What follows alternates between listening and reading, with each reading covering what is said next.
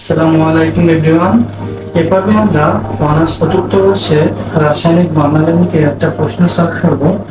প্রশ্নটা বলা আছে এনএমআর বর্ণালীর সাহায্যে বিটনের 1 ও বিটনের 2 এর মধ্যে পার্থক্য নিরূপণ করো। দেখো, আমরা এনএমআর বর্ণালীর সাহায্যে বিটনের 1 ও বিটনের 2 এর মধ্যে পার্থক্য নিরূপণের ক্ষেত্রে আমরা বিটনের 1 এর সংকেতটাও লিখলাম, বিটনের 2 এর সংকেতটাও লিখলাম। এখন দেখো, আমরা এখানে দেখতেছি কি CH3 CH2 CH2 CH2S এরকম কয়টা গ্রুপ আছে? 1টা 2টা 3টা 4টা 5টা গ্রুপ আছে। বিটনের 2 তেও পেলাম সেম একটা, আর এখানে CH3 তো আমরা আছে সমবর্ধ, এরকম CH3 এখানে 3টা প্রোটন আছে, এখানেও 3টা প্রোটন আছে, তাহলে এখানে আমরা 1 নম্বর দেব, এখানে আমরা 2 নম্বর দেব। এই নম্বর বর্ণালী ক্ষেত্রে আমরা সেইভাবে একটু কাউন্ট করব। এখানে 1 নম্বর, এখানে 2, এই যে 3, এটা 4, এটা 5, এখানে তোমার 5টা গ্রুপ আছে। এখন এই 5টা গ্রুপের ভিতরে যে প্রোটন আছে, এই প্রোটন হচ্ছে কিভাবে বিভক্ত হবে এনএমআর বর্ণালীর সাথে আমরা সেটা হচ্ছে ব্যাখ্যা পাবো। তারপরে এর মধ্যে আমরা হচ্ছে পার্থক্য নিরূপণ করতে পারবো। দেখো, তো এনএমআর বর্ণালীর ক্ষেত্রে হয় কি, কোন একটি গ্রুপের প্রোটন তার পার্শ্ববর্তী গ্রুপের n সংখ্যক প্রোটন দ্বারা হচ্ছে বিভাজিত হয় এবং n+n সংখ্যক এনএমআর বর্ণালী রেখা বিভক্ত হয়। তাহলে আমরা যদি মনে করি যে CH3 গ্রুপের প্রোটনের কথা চিন্তা ভাবনা করি, তো CH3 গ্রুপের প্রোটনের পার্শ্ববর্তী যে CH2 গ্রুপ আছে, সেই CH2 গ্রুপের প্রোটনের কারণে এটা হচ্ছে বিভক্ত হবে। এটা হচ্ছে সে কয়টি রেখা বিভক্ত হবে, কয়টি রেখা বিভক্ত হবে? এখানে যদি n সংখ্যক থাকে, এখানে হবে n+1 সংখ্যক। ঠিক আছে? তাহলে আমরা যদি CH3 গ্রুপের কথা চিন্তা ভাবনা করি, তো CH3 গ্রুপের পার্শ্ববর্তী গ্রুপ CH2 গ্রুপ, এই CH2 গ্রুপের কারণ 2টা প্রোটন আছে, যেহেতু 2টা প্রোটন আছে তাহলে আমাদের কতটি রেখা বিভক্ত করবে? 2+1 3টি রেখা বিভক্ত করবে। এটার কারণে আমরা তাহলে এইভাবে বলতে পারি যে যেহেতু 3টা প্রোটন আছে, তাহলে আমরা 3H দিলাম, আর এই CH3 দিলাম একটি ত্রিপদী, যেহেতু 3টি রেখা বিভক্ত হয়েছে তাই আমরা বলবো ত্রিপদী। যদি আমাদের 4টি রেখা বিভক্ত হতো তাহলে আমরা চতুর্পদী, 5টা হলে পঞ্চপদী, 6টা হলে ষষ্ঠপদী, এরকম আমরা দিতাম।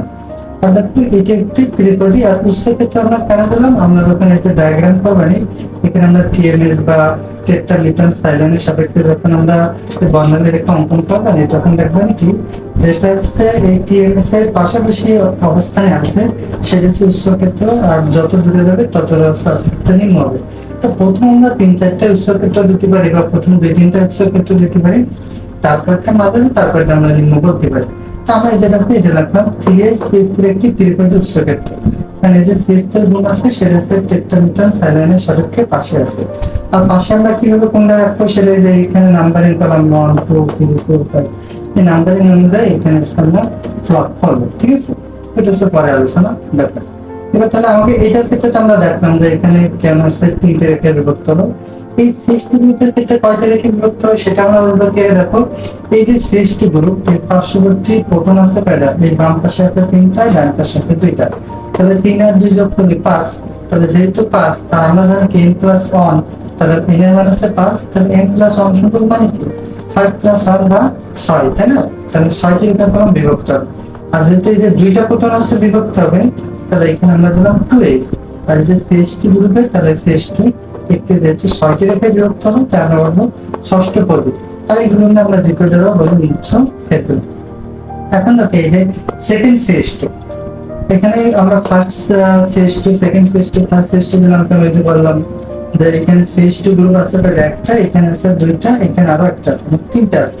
তাহলে প্রথম দ্বারা আমরা বললাম ফার্স্ট CH2, দ্বিতীয় দ্বারা বললাম আমরা সেকেন্ড CH2, আর তৃতীয় দ্বারা বললাম আমরা থার্ড CH2। তাহলে দেখো, আমরা যদি এখন এই সেকেন্ড CH2 এর কথা চিন্তা ভাবনা করি, এই যে CH2 এর এই যে প্রোটন আছে সেটা কোন পার্শ্ববর্তী, দেখো পার্শ্ববর্তী এইটা দিয়ে বিভক্ত হবে, আর এইটার কারণে কলম বিভক্ত হবে।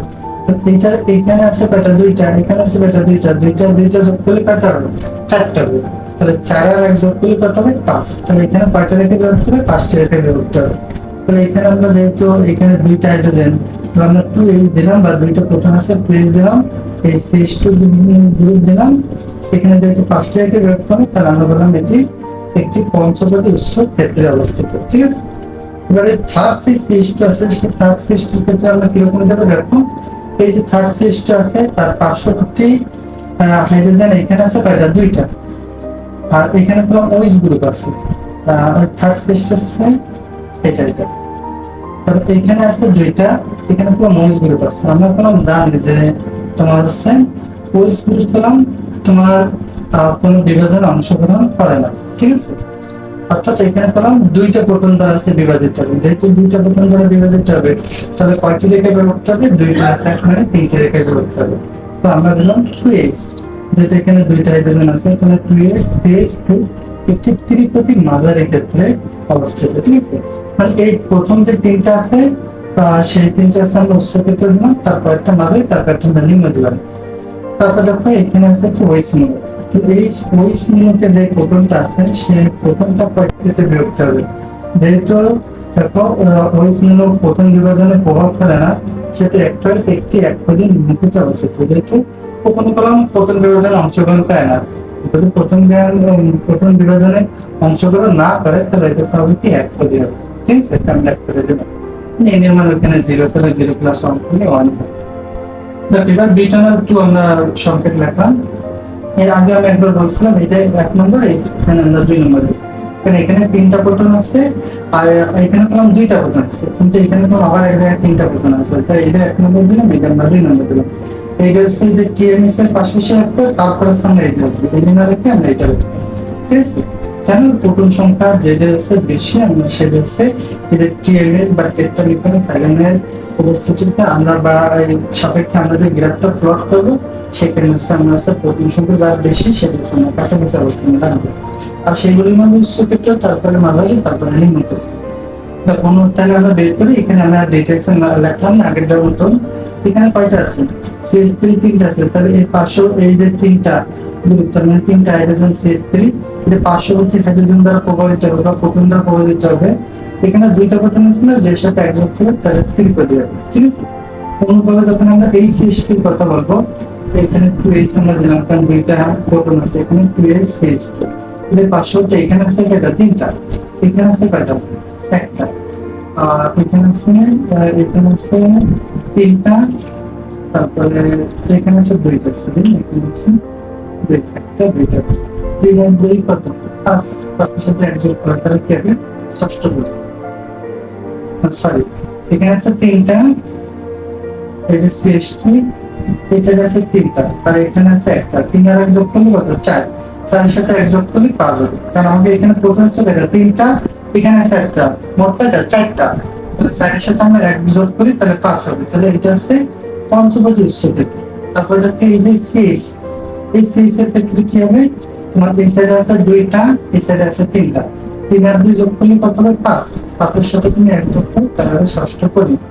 এই CH3 ক্ষেত্রে কি হবে দেখো, এই CH3 ক্ষেত্রে তোমার এখানে হাইড্রোজেন আছে কয়টা, একটা, এই ওই স্থলে কোনো বিভাজন অংশগ্রহণ করবে না, এই একটা আছে, এই এর তার মানে এর মান সমান 1 সাথে যদি তুমি অনুযোগ করো তাহলে একটু, তবে এই যে CH3 হবে সেটা হচ্ছে তোমার একটি দ্বিপদী, আর ওই যে আমরা মাঝারি ক্ষেত্রে বলতে পারি, বলতে তোমার উচ্চ ক্ষেত্রে যেটা দিয়ে আছে তোমরা মাঝারি ক্ষেত্রে দিতে পারো, উচ্চ ক্ষেত্রে দিতে পারো। তারপরে এই যে পরিষ্কার আছে আমরা 5 নম্বর, আর ওই যেহেতু কোনো বিভাজন অংশগ্রহণ করে না তাহলে এটা কি হবে, ঠিক আছে। তাহলে এইভাবেই আমরা দেখতে পারি যে দেখো যে এই CH3 এর ক্ষেত্রে এটা হচ্ছে তোমার ত্রিপদী উচ্চ ক্ষেত্র ছিল, এগুলো ত্রিপদী, ঠিক আছে, কোনো সমস্যা নাই, কিন্তু এটা দেখো ষষ্ঠ ক্ষেত্র, এটা হচ্ছে আবার পঞ্চপদী, ঠিক আছে, এরকম কোনো পার্থক্য আমরা নির্ধারণ করতে পারি।